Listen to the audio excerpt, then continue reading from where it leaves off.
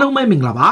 UK Match ရဲ့ Facebook နဲ့ YouTube Channel ကနေကြိုဆိုပါရစေဒီကနေ့ရဲ့နောက်ဆုံးရအားကစားသတင်းတွေကိုကြည့်ရမယ်ဆိုရင်တော့ Real Madrid အသင်းကလာမယ့်ရာသီမှာကျွန်တော်တို့သိထားတာကကစားမတွေအများကြီးကိုခေါ်ယူမယ်ဆိုတာပါဆိုတော့ Real Madrid အနေနဲ့သူတို့ရဲ့အဓိကပြမက Kylian Mbappe ပါဒါပေမဲ့ Kylian Mbappe ဟာဒီနေ့ရာသီမှာသာစာချုပ်တက်တမ်းမတိုးရင်လာမယ့်ရာသီမှာသူကနောက်ဆုံးတစ်နှစ်ပဲကျန်မယ်သူရဲ့လက်ရှိစာချုပ်တက်တမ်းက2022ခုနှစ်ထိဒါပေမဲ့ Kylian Mbappe ကို Real Madrid မှာမဟုတ်ဘူးဘယ်အသင်းကပဲခေါ် Paris Saint-Germain လို့ငွေတောင်းတင်းတဲ့ကလပ်ကနေရဖို့အရန်ခတ်တာပါဆိုတော့ Real ဘက်ကတကယ်လို့များ Kylian Mbappe ကိုသာမရခဲ့ရင်သူတို့အနေနဲ့ Borussia Dortmund ရဲ့တိုက်စစ်မှု Haaland ကိုခေါ်မယ်လို့ဆိုပါတယ်လက်ရှိမှာတော့ Haaland ကပြီးခဲ့တဲ့ဆောင်းရာသီကာလမှာပြောင်းထားပေမဲ့သူ့ရဲ့စာချုပ်တက်တန်းကလာမယ့်ရာသီမှာသူဟာယူရို85သန်းနဲ့ထွက်ခွာခွင့်ရှိတယ်ဆိုတော့အဲ့ဒီချက်ကို Real Madrid ကကင်ဆွဲထားပြီးတော့တကယ်လို့များMbappe ကိုသာမရခဲ့ရင် Haaland ကိုအရခေါ်ယူသွားမယ်လို့ဆိုပါတယ်ဒါ Real Madrid အသင်းဘက်ကအနာဂတ် plan တွေကိုသူချပြီးတော့စတင်လှုပ်ရှားဖို့ပြင်ဆင်နေတာလည်းဖြစ်ပါတယ်ဘာစီလိုနာအသင်းရဲ့ဝါရင်ကွင်းလင်ကစားပါ Sergio Busquets ကဘာပြောလဲဆိုတော့ကလပ်သင်းမှာဖြစ်နေတဲ့ကွင်းတွင်းကွင်းပြင်ပါပြဿနာတွေအားလုံးကိုသူ့အနေနဲ့ထုတ်ပေါ်ပြောကြားပြီးရှင်းပြမယ်ဆိုရင်တော့မှ9နာရီ6နာရီလောက်တော့မလောက်ဘူးလို့ပြောထားတယ်ဘာလို့လဲဆိုတော့ဘာဆိုနာကဒိုခရာနဲ့ဥက္ခရာဂျာမာလည်းပြဿနာဖြစ်ခဲ့လို့ဒိုခရာအပါဝင်တော်တော်များများထွက်သွားတယ်ဒါအပြင် Messi နဲ့Eric Abide ပြီးရင် Messi ကအသင်းကထွက်ချင်တယ်တခြားအကြောင်းအရာတွေလည်းအများကြီးဖြစ်နေတဲ့အပေါ်ဘာဆိုနာအသင်းရဲ့ပြဿနာတွေအားလုံးအများကြီးရှိတယ်ဆိုတဲ့အကြောင်းကိုသူပြောလိုက်တာပါအနည်းဆုံး9နာရီနဲ့6နာရီလောက်သူ့အနေနဲ့ပြောရင်တော့လောက်မှာမဟုတ်ဘူးလို့ဆိုပါတယ်ဒီ Serie A က Juventus အသင်းရဲ့နီးပြ Andre Pirlo ကတော့ကစားမဘွားမှာသူ့အနေနဲ့အဲ့လောက်ထိ pressure မရှိပေမဲ့အခုတကယ်နဲ့နီးပြဘွားမှာ pressure တွေအများများတယ်ပေါ့ဗျာသူ့အနေနဲ့ Juventus ကိုကိုင်တာတလားပဲရှိသေးပေမဲ့ pressure တွေတော်တော်လေးခံစားနေရတဲ့အကြောင်းလက်ရှိနေထားရ club သင်းကလိုချင်တဲ့ demand တောင်းဆိုမှုတွေကအများများတဲ့အတွက်ကြောင့်သူ့အနေနဲ့အကောင်းဆုံးဖြစ်အောင်ကြိုးပမ်းနေပြီးတော့ pressure တွေများစွာနဲ့ရင်ဆိုင်နေရတယ်လို့ဆိုပါတယ်။နောက် Manchester City အသင်းရဲ့အဓိကကွင်းလယ်ကစားမ Kevin De Bruyne ကတော့အင်္ဂလန်နဲ့ကစားခဲ့တဲ့ပွဲမှာလူစားလက်ခဲ့ရပြီးဒဏ်ရာရသွားတယ်လို့သတင်းတွေမှာဖော်ပြထားတယ်။ဒီဟာကို Belgium ရဲ့နီးပြ Roberto Martinez ကတော့ညှဉ်းဆန်ထားပေမဲ့ဒီ Kevin De Bruyne ကိုလူစားလဲခဲ့တယ်ဒါပေမဲ့ De Bruyne ကအခုဂျိုင်းမှာကစားတဲ့ဒီ Nation League ပွဲကိုသူလွဲချော်သွားတယ်အဓိကဘာလဲဆိုတော့ Belgium လူစင်းကနေနှုတ်ထွက်သွားပြီးတော့ Man City ကိုပြန်သွားပြီးတော့သူ့ရဲ့ဒဏ်ရာအတိမ်နဲ့ကိုသူစပြီးစစ်ဆေးနေတယ်တစ်ချိန်တည်းမှာပဲ Manchester City တင်ရဲ့အဓိကတောင်ပံကစားမဖြစ်တဲ့ Raheem Sterling ကလည်းဒီ Nation League ပွဲတွေမတိုင်မီမှာ injury ဖြစ်လို့နှုတ်ထွက်ထားတယ်ဆိုတော့အဲ့ကစားသမားနှစ်ယောက်စလုံးကလက်ရှိမှာ Manchester City နဲ့စိုးရိမ်လျက်ရှိနေပြီးတော့နှစ်ယောက်စလုံးကအာဆင်နယ်ကစားမဲ့ပွဲကိုလွဲချော်ပွဲရှိတယ်ဆိုပြီးတော့ British media တွေမှာတော့ဖော်ပြနေတဲ့ Man City ဘက်ကတော့အတီးပြုထုတ်ပြန်ထားခြင်းမရှိဘူးနောက်တစ်ခုကမှတ်မိလားဗျ2008ခုနှစ်မှာ Manchester City ကို Real Madrid ကနေပေါင်35သန်းနဲ့ပြောင်းလာခဲ့ပြီးတော့ Robin Ho ဟာအခု36နှစ်ရှိပြီ Man City မှာတပတ်ကိုပေါင်3,600,000ရခဲ့ရကသူ့ရဲ့ကလပ်ဟောင်း Santo ကိုပေါင်209ပေါင်နဲ့သူပြောင်းသွားတယ်ဒါဟာသူ Santo ကိုပြောင်းတာ4ချိန်မြောက်ရှိတယ်တချို့ကပြောတာပေါ့ Robin Ho ဆင်းရဲသွားပြီးလုံးဝအဲ့လောက်ထိဘွားကွာခြားသွားပြီလို့ပြောမဟုတ်ဘူးသူကိုယ်တိုင်ကပြောတာ Santo အတွက်ဆိုရင်သူ့အနေနဲ့တပြားမှမယူဘဲနဲ့ကစားပေးမယ်လို့ပြောထားပေမဲ့တပြားမှမယူတဲ့အခါမှာသူတို့အနေနဲ့လောက်ကခံရတာခက်လားမသိဒါကြောင့်ဒီဟန်ပြအနေနဲ့209ပေါင်သူယူလိုက်တာ Brazil ဝင်နေသူ1500လား1000လားပဲရှိတယ်ဗျတချို့ကပြောတာပေါ့ Robin Ho ဆင်းရဲသွားလို့တော်တော်လေးအခြေအနေဆိုးလို့ဒီလောက်တောင်ကစားနေရလို့မဟုတ်ဘူးသူ့ရဲ့ကစားမဘွားမှာသူစုစုပေါင်းတန်း60နဲ့တန်း80ကျသူရခဲ့တယ် Robin Ho ကတခြား Brazil ကစားမတွေလိုမျိုး3-3ဖြုံကစားမတွေမှာအဲ့လောက်မပါဘူးသူလည်းပျော်ပါလိုက်စားတဲ့မှာပါပေမဲ့ခုနဘွားပြက်သွားလောက်တဲ့ထင်မှာမပါဘူး Robin Ho ဟာ Santo ကိုတကြော့ပြန်လုပ်ချင်တဲ့အတွက်သူကအဲ့လိုမျိုးပြောင်းရွှေ့ခဲ့တယ်လို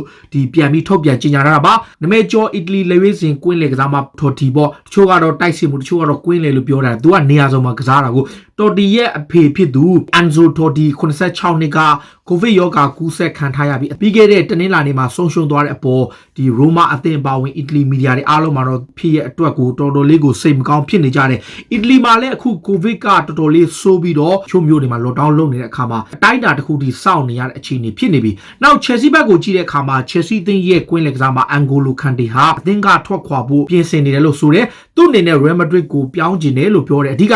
Lampard နဲ့လေ့ကျင့်ကွင်းမှာအချင်းများခဲ့တယ်အထူးသဖြင့် N'Golo Kante ရဲ့ best friend လို့ခေါ်ရတဲ့အရန်ခင်တယ်သူမျက်နှာပြက်လို့မရနိုင်တဲ့တငယ်ချင်းတယောက်ရှိတယ်ဗျအဲ့လိုတငယ်ချင်းတယောက်ရဲ့မင်္ဂလာဆောင်သွားဖို့ကို Lampard ကိုတောင်းဆိုခဲ့တယ်သူ့အနေနဲ့ training session တစ်ခုလောက်ပြက်ခွင့်ပေးပြီးတော့ မင်္ဂလာဆောင်တွားခွင့်ပေးပါလို့တောင်းတာကိုလမ်ဘတ်ကလုံးဝညှင်းဆန်ပယ်ချပြီးတော့ training ဆင်းရမယ်လို့ပြောတဲ့အခါမှာအိုက်ကစပြီးတော့လမ်ဘတ်နဲ့သူ့ကြားမှာပြဿနာတက်သွားပြီးတော့အခုကန်တေကိုယ်တိုင်က Chelsea မှာမပြောရှင်တော့ပဲအသင်းကထွက်ခွာဖို့ပြင်တယ်အဓိကသူ့ရဲ့ best friend တယောက်ဖြစ်တဲ့အတွက်ကြောင့်သူဘလို့မှညင်းလို့မရတဲ့လူတယောက်ဖြစ်တဲ့ကြောင့်သူသွားရမယ်ဆိုတဲ့အကြောင်းကိုလမ်ဘတ်ကိုတေချာရှင်းပြခဲ့ပေမဲ့လမ်ဘတ်ကခွင့်မပြုခဲ့လို့တော်တော်လေးကိုစိတ်တကြသွားတဲ့အချိန်တွေစင်နီဂိုလေဗီစင်အသင်းကိုသွားကန်ရင်မှဒဏ်ရာရသွားတဲ့ Adra Mandi ဝ Chelsea ရဲ့ကိုသမားတစ်က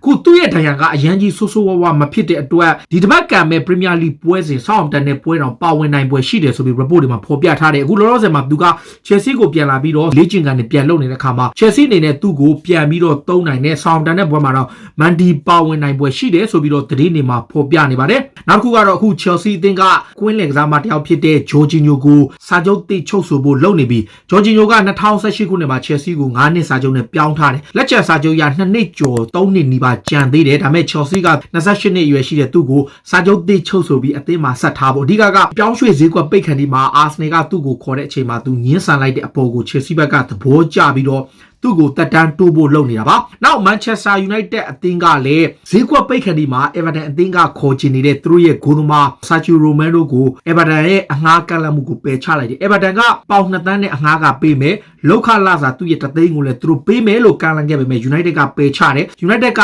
8တန်းရမှရောင်းမယ်ဆိုပြီးတော့တုံ့ပြန်ခဲ့တဲ့အခါမှာအပြောင်းရွှေ့ပြတ်ပြီးတော့ Everton ကနောက်ဆုံးမှာ Roma ဂိုးသမား Olsen ကိုခေါ်သွားတယ် IPL နဲ့ပတ်သက်ပြီး Manchester United မှာ Dean Henderson လည်းရောက်နေပြီဒါပေမဲ့ De Gea လည်းရှိတဲ့အတွက်ကြောင့် United ကစားသမားတွေတော်တော်များများကကလပ်သင်းအနေနဲ့ Sergio Romero ကိုထွက်ခွာခွင့်ပြုတင်ကြောင်း United ရဲ့ကစားသမားတော်တော်များများကမကျေနပ်ဘူးဖြစ်နေတယ်နောက်တစ်ခုက Manchester United ဟာတကယ်လို့ဖောပါရဲ့အနာဂတ်မသေးကြတဲ့အချိန်ဖောပါသာထွက်သွားခဲ့ရင်သူ့နေရာမှာအစားထိုးဖို့အသက်18နှစ်သာရှိသေးတဲ့ Rams အသင်းရဲ့ကွင်းလင်ကစားသမား Camavinga ကိုခေါ်ချင်တဲ့ငယ်ရွယ်ပြီးတော့တကယ် quality player ပါပြင်သစ်လက်ရွေးစင်တမိုင်းတစ်လျှောက်နှစ်ပေါင်း106နှစ်အတွင်းမှာဂိုးသွင်းနိုင်တဲ့အသက်ငယ်ဆုံးကစားသမားပြင်သစ်လိရဲ့ပြီးခဲ့တဲ့ရာသီအကောင်းဆုံးကွင်းလင်ကစားသမားဆုရထားတာ Real Madrid အပါအဝင်ထိပ်တန်းကလပ်တွေအများကြီးခေါ်ချင်တဲ့ Paris Saint-Germain လည်းခေါ်ချင်တဲ့ဂျားတွေက United ကခေါ်ဖို့အဓိကပြစ်မှတ်ထားတယ်လို့ဆိုပါတယ်Manchester United ကဒီ Classic 92လို့ခေါ်တဲ့ကစားသမားတွေအားလုံးစုဖွဲ့ထားတဲ့ Salford City ဆိုတာရှိတယ်ဗျအဲ့အသင်းလေးကလက်ရှိနီးပြ